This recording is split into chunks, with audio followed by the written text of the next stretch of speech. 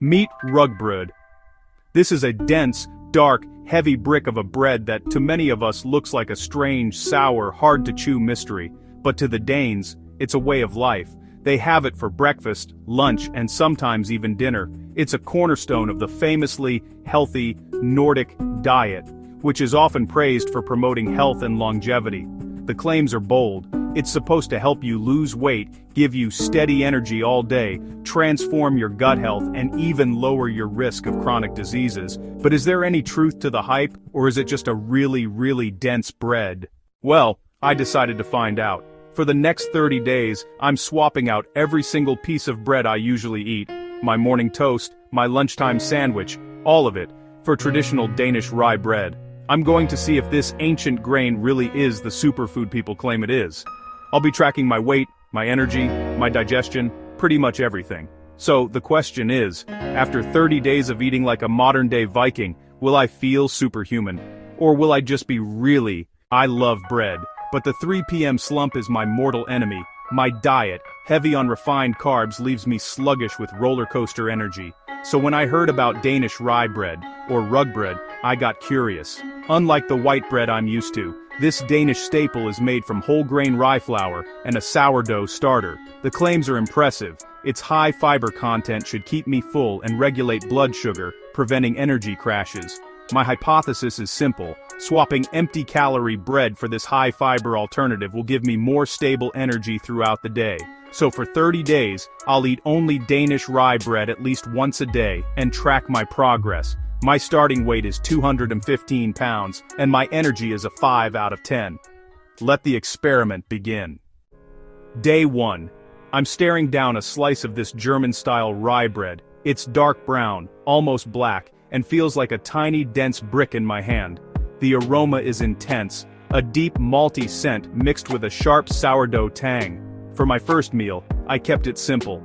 A toasted slice, with good butter, and a hard-boiled egg. The first bite was a shock to the system. The texture is incredibly dense and chewy.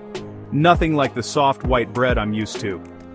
The flavor is bold, earthy, and complex, with that unmistakable sourness. This is not light, airy toast. Honestly, just chewing through that one slice felt like a genuine workout for my jaw. By day 3, the novelty wore off, and reality set in. This bread is a commitment. My first attempt at a regular sandwich was a comical failure. The slice is so dense it simply refuses to be folded. It just cracks.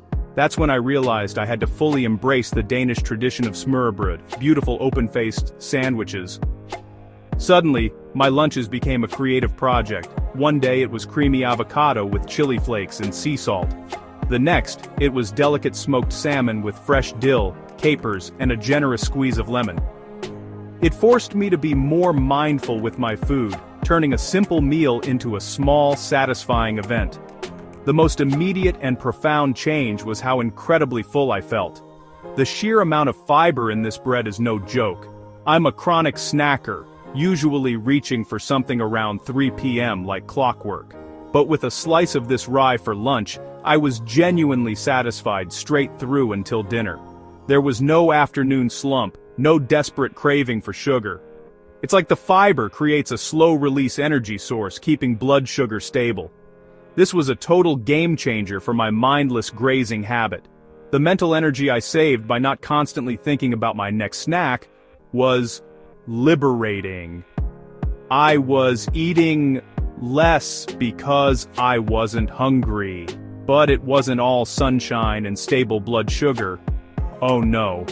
Around day 4, my digestive system filed a formal complaint. The sudden massive fiber increase made me feel incredibly bloated and gassy. My stomach felt like a tightly inflated balloon. I'd read this as a common side effect, so I was expecting it, but it was still uncomfortable. My body, so accustomed to low-fiber foods, was in revolt. The analogy that kept coming to mind was sending a deep cleaning crew into a neglected house. There's going to be some dust kicked up. To help, I made sure to drink tons of extra water. Fiber is like a sponge. It needs that water to work its magic.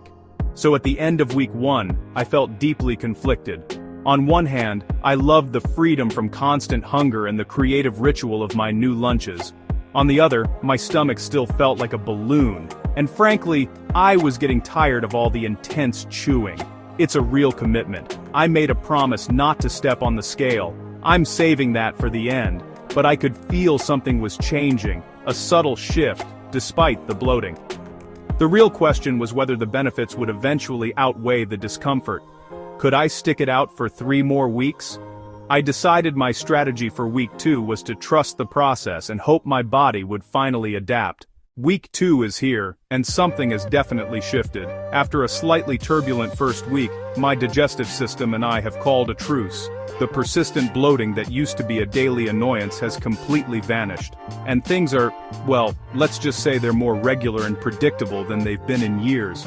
It's a quiet improvement that has a surprisingly loud impact on my overall sense of well-being. I feel lighter, less sluggish. This is the power of Rye's incredible fiber content in action. It's rich in both soluble and insoluble fiber, which is what keeps things moving. I can now personally attest to the countless studies that say rye is fantastic for improving regularity and gut health. With my body finally on board, I started hitting my stride in the kitchen. I got much more adventurous with my smørrebrød, finally trying the classic Danish leverpostej. I was hesitant, but it was shockingly delicious, rich, savory, and creamy. I made toppings with pickled herring and sharp onions, and another favorite became a hard-boiled egg with tiny shrimp and a dollop of mayonnaise. Even the simplest version, just a thick smear of good, cultured butter, and a generous sprinkle of flaky sea salt, felt like a gourmet treat. The bread wasn't a weird, healthy substitute anymore, it was the star of the show. Its dense, tangy flavor provides a sturdy foundation that holds up a strong toppings in a way that flimsy white bread just can't. It doesn't get soggy, it complements. This week I really started to feel the changes. The biggest one? My energy. That 3 p.m. slump that was once a daily guarantee, the one that had me reaching for a third coffee to stay focused, gone, vanished. In its place, I feel a steady, consistent energy from morning till night. It's not a jittery buzz, but a calm alertness. It all comes down to the glycemic index. Think of it this way, eating white bread is like lighting a fire with gasoline. You get a massive, immediate flare-up, your blood sugar spike, followed by a rapid burnout, the crash. This rye bread is like a slow-burning log. Because the fiber is so high, the sugars are released into your bloodstream slowly and steadily. No spike, no crash, just sustained energy that keeps you going all day. This is exactly what researchers talk about with better blood sugar control, a huge benefit of rye and a major factor in reducing the risk of type 2 diabetes. And it's not just the fiber. Rye is a nutritional powerhouse, loaded with B vitamins to convert food into energy, and minerals like magnesium and iron to fight fatigue. Iron helps carry oxygen through your blood, and magnesium is crucial for energy production at a cellular level. In a way, I'm not just eating bread. I'm eating a multivitamin that's been baked into a loaf. By the end of week 2, this didn't feel like a challenge anymore. It felt smart. It felt like an upgrade. I felt lighter, more focused, and consistently energized.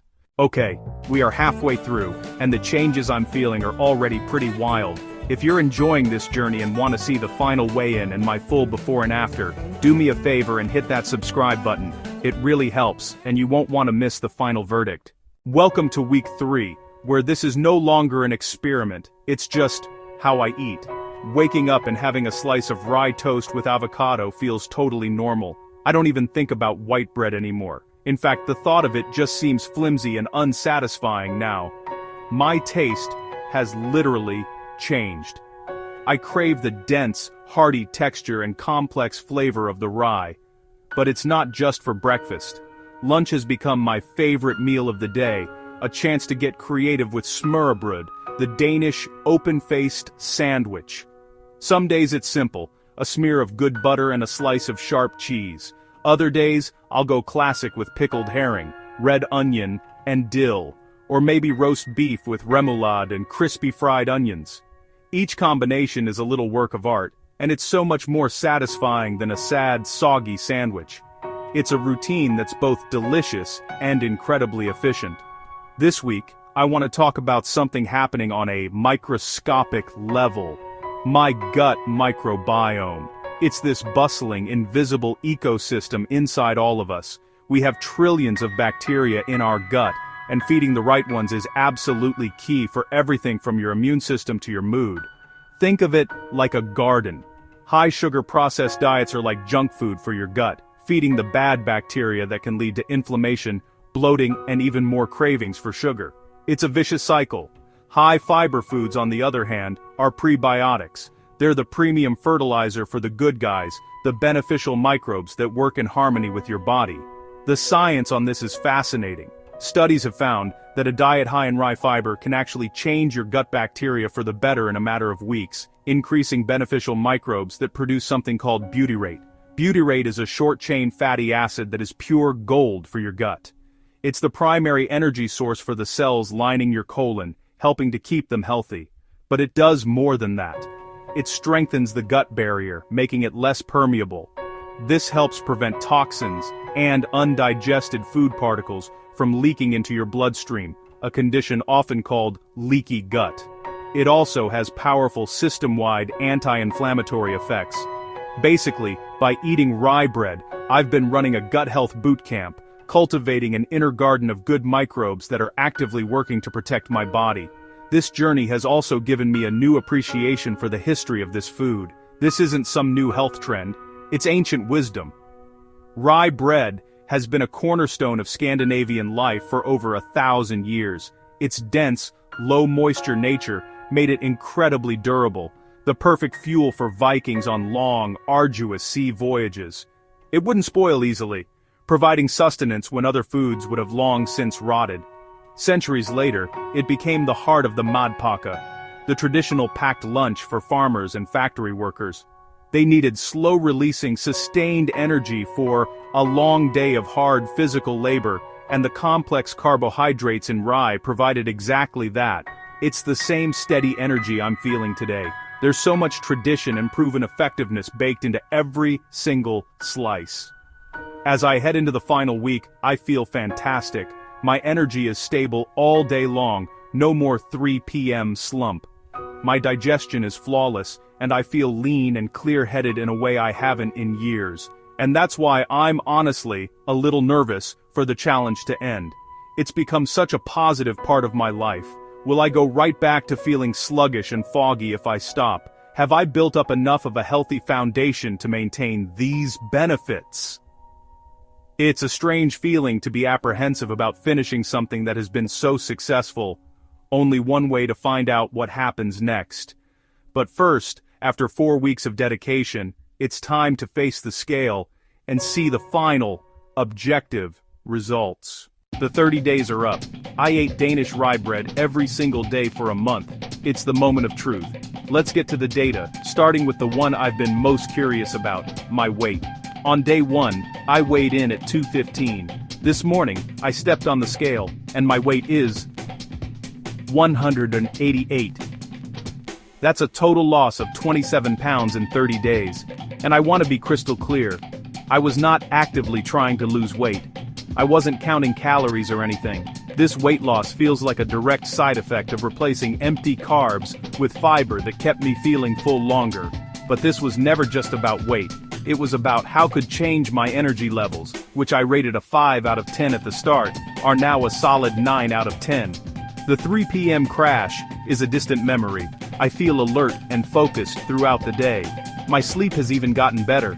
My digestion has been completely transformed. After that first week of adjustment, I've had zero bloating and zero discomfort. Everything is just running smoothly.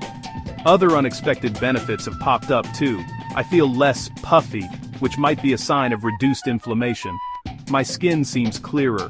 Overall, I just feel cleaner, like I gave my body a month-long tune-up. The results blew my hypothesis out of the water. The legends are true. So, after 30 days, what's the final verdict? Is Danish rye bread a magic health bullet? No, it's not magic, but it is one of the most effective and simple dietary changes I have ever made. The benefits I felt line up perfectly with the science. The high fiber keeps you full and can help with weight management. The low glycemic index gives you stable, all-day energy. It's packed with vitamins and minerals, and it actively improves your gut health. Would I recommend trying this? Absolutely. but with one big piece of advice: be patient.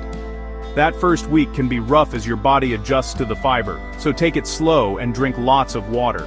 But if you stick with it, the rewards are huge.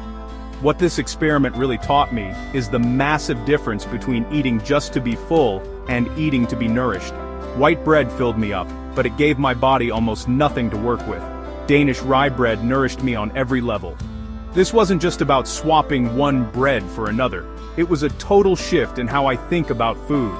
I'm not going to eat only rye bread for the rest of my life, but it has earned a permanent spot on my grocery list.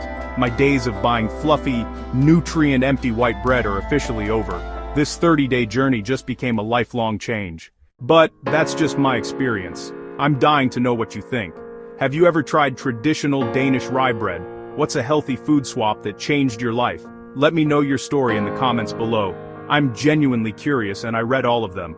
Thanks so much for coming on this 30-day journey with me. If you enjoyed this experiment and want to see more like it, be sure to subscribe, and check out this next video where I explore the benefits of other whole grains from around the world. See you there.